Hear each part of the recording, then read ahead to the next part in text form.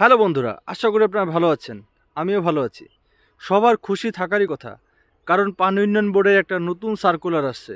আর নতুন সার্কুলার মানে নতুন কিছু পরিবারের হাসি ফুটবে। তো এবারে সার্কুলারে টোটাল 43 জনের একটা সার্কুলার আসছে। তার এই সার্কুলারে 43টি পদে উপসহকারী প্রকৌশলী সিভিল ইঞ্জিনিয়ার নেবে। তো এটা খুব একটা খুশির সংবাদ, কারণ অনেকদিন থেকে কিন্তু একটা বড় সার্কুলার ছিল না।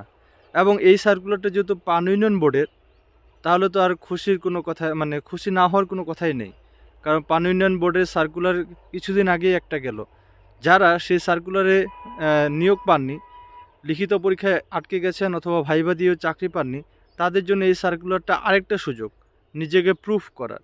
আর পানি উন্নয়ন বোর্ডের সার্কুলারটা কিন্তু 1 বছরের মধ্যে কমপ্লিট হয়ে যায়।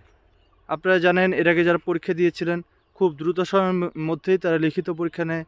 লিখিত পরীক্ষার পর রেজাল্ট প্লাস ভাইবা প্লাস যোগদান সব কিছু কিন্তু তাদের মধ্যে একটা তৎপরতা আছে অন্যান্য সার্কুলারের তুলনায়। যেমন বিপিএসসি সার্কুলার বছরের পর বছর চলে যায়, কিন্তু পানি উন্নয়ন বোর্ডের সার্কুলার কিন্তু অত একটা সময় নেয় না, তারা দ্রুত সময় করে ফেলে। তো যেহেতু পানি উন্নয়ন বোর্ডে একটা নতুন সার্কুলার আসলো, তাই সবার ভিতর এখন পড়ালেখার একটা নতুনভাবে পড়াশোনা করার একটা আগ্রহ তৈরি হয়েছে। তো সেই কারণে আজকের ভিডিওটা বানানো এই সার্কুলারকে কেন্দ্র করে।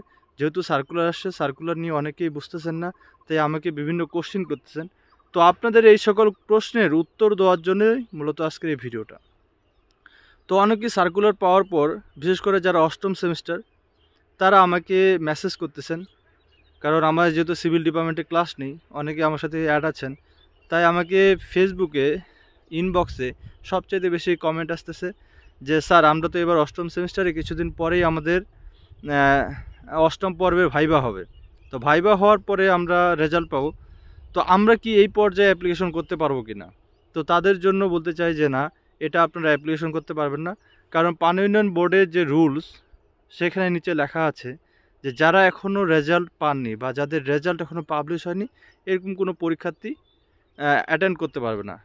মানে আপনারা যতক্ষণ পর্যন্ত না আপনারা ডিপ্লোমা সম্পূর্ণ রেজাল্ট না পাচ্ছেন, টোটাল 8টা সেমিস্টারের রেজাল্ট মিলিয়ে যে সিজিপিএটা আসে, সেই রেজাল্টটা আপনি যতক্ষণ পর্যন্ত না পাচ্ছেন, ততক্ষণ পর্যন্ত আপনি অ্যাপ্লাই করতে পারবেন না।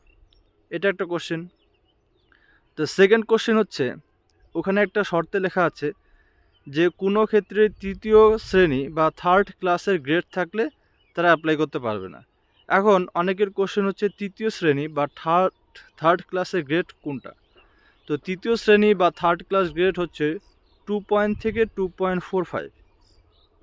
ঠিক আছে? তো আপনার যদি পয়েন্ট এসএসসিতে 2 পয়েন্ট থেকে 2.4, সরি 2 পয়েন্ট থেকে 2.4 পর্যন্ত, তো আপনার যদি এসএসসিতে রেজাল্ট 2.25-এর নিচে থাকে, তাহলে আপনি অ্যাপ্লাই করতে পারবেন না।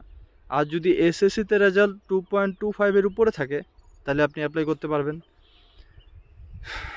তো অনেকে আবার কোশ্চেন করতেছেন যে পানি উন্নয়ন বোর্ডের এবার কোশ্চেন প্যাটার্ন কেমন হবে।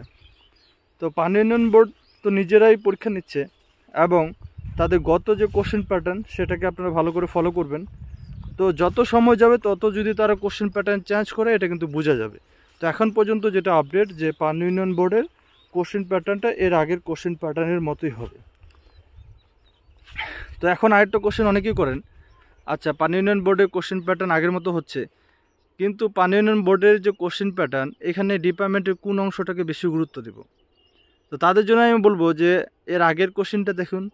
পানি উন্নয়ন বোর্ডের যে কোশ্চেনটা হয়, সেটা মূলত একবার বেসিক লেভেল থেকে হয়, খুব বেসিক লেভেল থেকে তারা কোশ্চেন করে।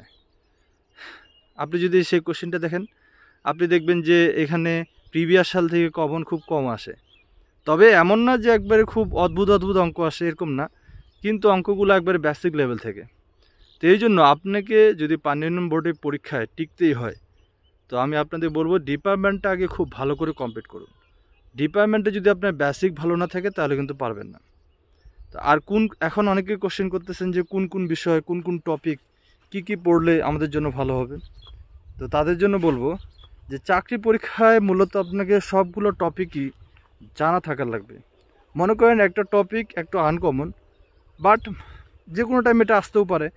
আর আপনি যদি পরীক্ষার হলে একটা অঙ্ক ভুল করেন, তার মানে আপনি অন্যদের তুলনায় অনেক পিছনে চলে যাবেন। কারণ অঙ্কগুলো মূলত বেশি মার্ক থাকে।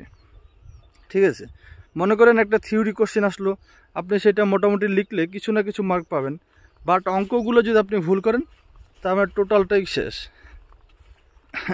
তাই আমি বলবো, কেবল তো পানি উন্নয়ন বোর্ডের সার্কুলারটা আসলো, এখনই আপনারা শর্ট সাজেশন নিয়ে পড়ার যে মন মানসিকতা সেটা ত্যাগ করুন। কারণ আপনারা যদি এখনই শর্ট সাজেশন খুঁজতে যান তাহলে দেখবেন যে আপনি এই পরীক্ষা টিকতে পারবেন না। কারণ এখন এতটা কম্পিটিশনের যুগ, কেউ কিন্তু ঘরে বসে নেই। অনেকে ভাবতে পারে যে না আমি প্রিপারেশন নিচ্ছি, আমি পড়তেছি, বাকিরা সবাই মানে ঘুমাচ্ছে।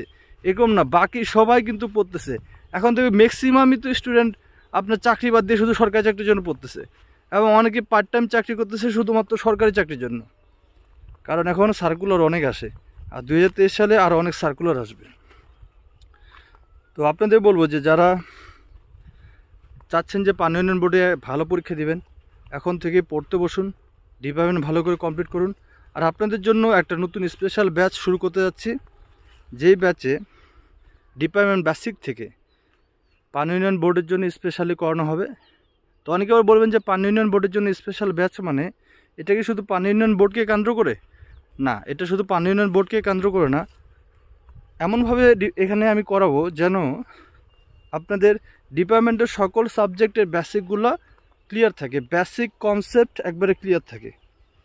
কারণ বেসিক কনসেপ্ট যদি ক্লিয়ার না থাকে কোনো পরীক্ষা ভালো করা যায় না।